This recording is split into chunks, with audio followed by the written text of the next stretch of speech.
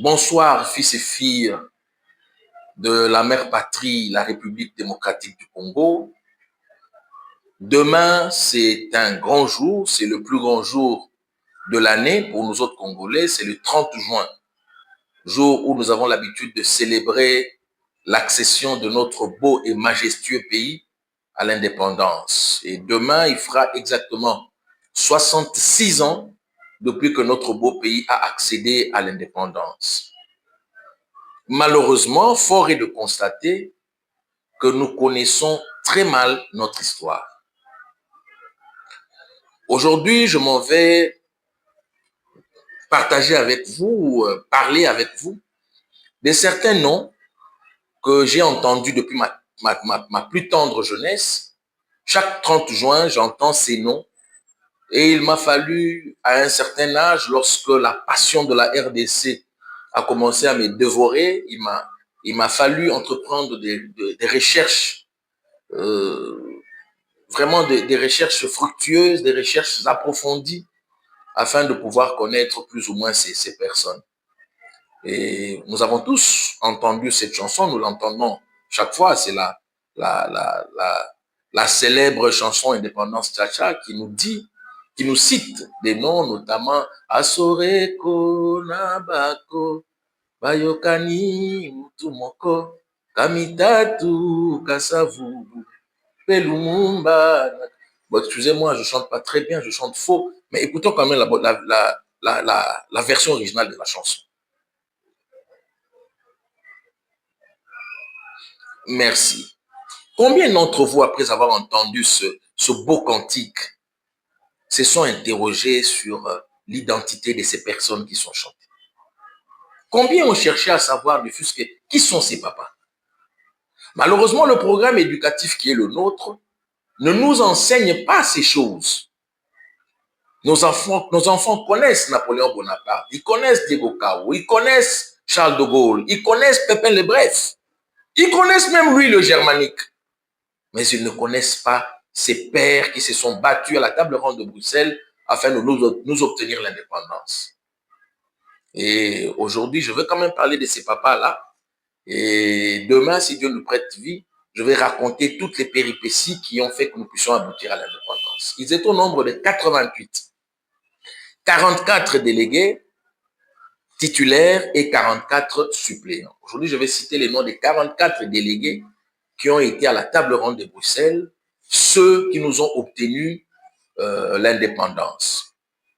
Il y en avait 11 pour le compte du cartel. Le cartel, c'était un regroupement de plusieurs partis politiques, notamment la BACO, le PESA, le MNC Kalonji, ainsi de suite. Il y en avait 11 du PNP. Le PNP, c'était les partis plus ou moins démodérés. Ceux-là, c'était ceux qui ne voulaient pas que les Belges partent aussitôt. Ils voulaient qu'on puisse trouver un modus vivendi. Il y avait 11 délégués des autres partis, donc en dehors des grandes formations qui étaient le cartel et le PNP. Et puis, il y avait 11 chefs coutumiers, ce qui fait 44 délégués titulaires. Mais tous ces 44 délégués titulaires étaient assistés des 44 suppléants. Je vais quand même citer le nom des titulaires qui étaient là. Dans le cadre du cartel, dans les 11, il y avait 3 délégués de la BACO, Edmond Nzenzalandu, Joseph Kasavubu, Nzenzalandu, qui est d'ailleurs le fondateur de la BACO, c'est lui qui a créé la BACO, c'est lui qui a fondé la BACO, et Kasavubu en est devenu président un peu plus tard, je pense en 54, et Kasavubu a su amener la BACO à un autre niveau. Donc, il y avait Edmond Nzenzalandu, il y avait Joseph Kasavubu, et il y avait Daniel Kanza, qu'on appelait Mbuta Kanza, le papa de Thomas Kanza, qui fut le célèbre adversaire ou challenger d'Étienne Tshisekedi Mulumba pour l'élection du Premier ministre issu de la conférence nationale souveraine.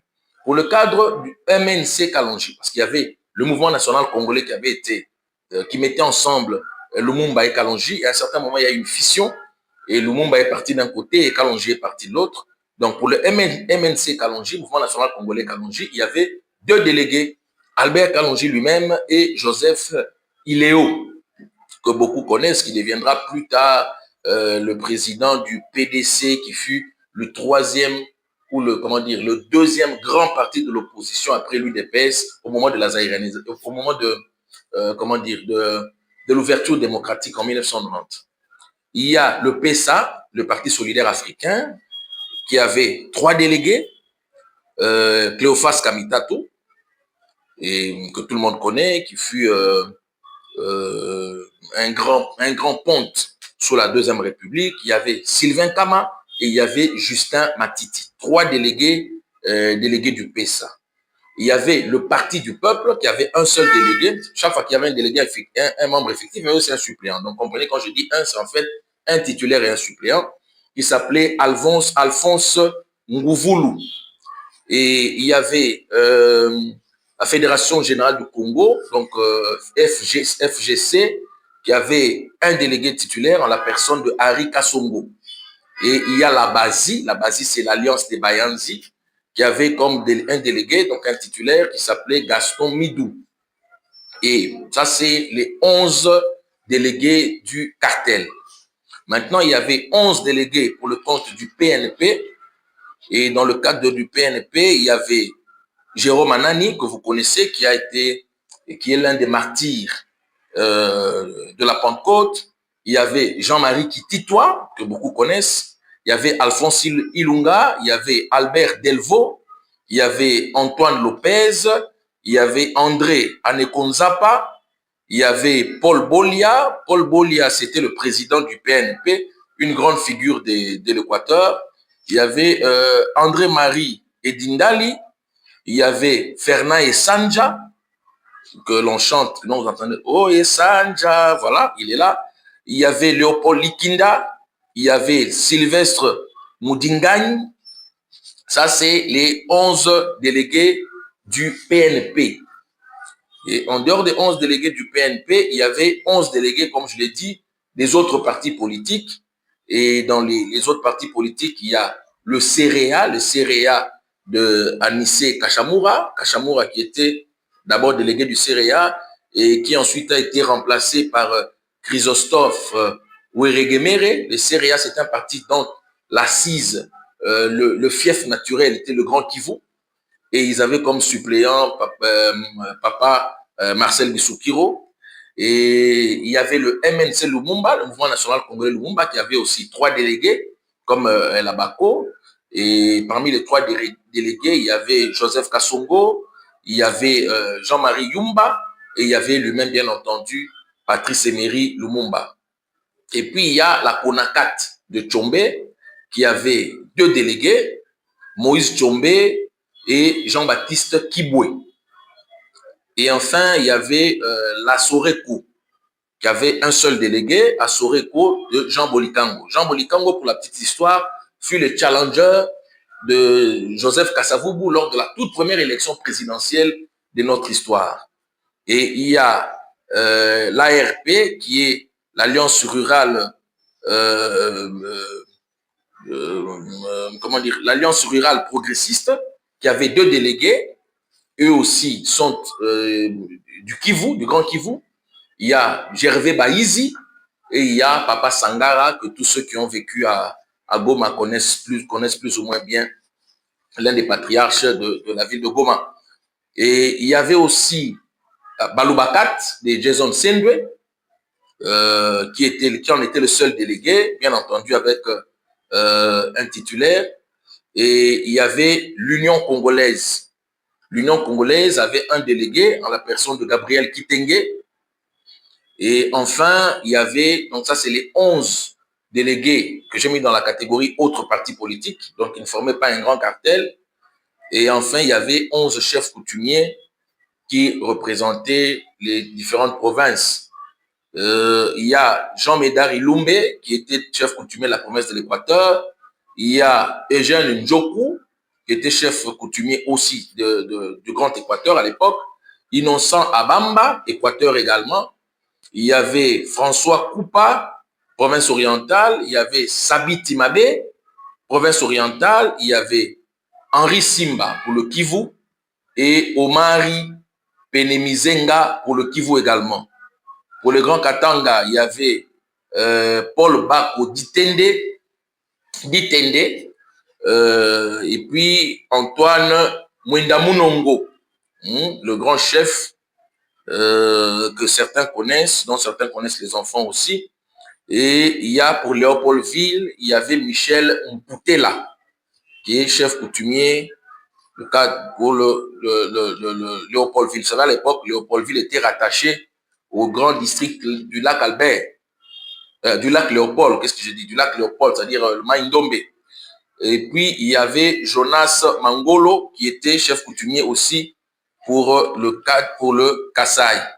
Donc, voilà les 44 délégués, les 44 pères qui ont été à la table ronde de Bruxelles. Bien entendu, il y avait, outre les 44 suppléants qui avaient pour rôle normalement de remplacer les titulaires, malheureusement, je ne pourrais peut-être pas citer tous leurs noms aujourd'hui. Mais outre ceux-là, il y avait aussi des jeunes étudiants, des jeunes Congolais universitaires qui étaient venus mettre leur intelligence au service du pays, qui n'étaient pas délégués, notamment Bayo Nabamea, notamment Maître Tseya Chibangu, qui fut le tout premier bâtonnier congolais, Promontorio. Et donc, il y avait ainsi toute une délégation des jeunes qui assistaient. Il y avait même Mobutu aussi, qui était là pour assister, parmi ceux qui assistaient, le MNC, qui assistait Patrice Emery Lumumba. Ces 44 noms devraient figurer dans un panthéon. On aurait dû avoir un monument dans ce pays où chaque enfant peut venir lire les 88 noms, pas seulement les 44, puisque les suppléants aussi ont eu un rôle important à jouer, les 88 noms de nos pères qui étaient à la table ronde de Bruxelles et qui nous ont obtenu cette indépendance. Malheureusement, à ce jour, nous n'avons peut-être pas encore compris l'importance d'enseigner les chapitres glorieux de notre histoire à nos enfants. Le réveil de la conscience congolaise passe aussi par l'appropriation ou la réappropriation de notre histoire. Nous devons savoir, pour savoir qui nous sommes, nous devons savoir d'où nous venons. Lorsque nous ne savons pas d'où nous venons, il nous est difficile de savoir où nous devons aller. Nous avons un patrimoine historique, un patrimoine culturel, un patrimoine historique, disais-je, qui n'est pas uniquement constitué des zones sombres et des défaites. Il y a des zones glorieuses, il y a des épisodes glorieux dans ce patrimoine historique. Et il est peut-être temps que les personnes habilitées, les autorités habilitées, comprennent qu'il est important, il est nécessaire d'enseigner à nos enfants notre propre histoire. Vous savez, si nous étions aux États-Unis ailleurs, on aurait eu plein de films à Hollywood avec les exploits réels ou supposés de ses papas.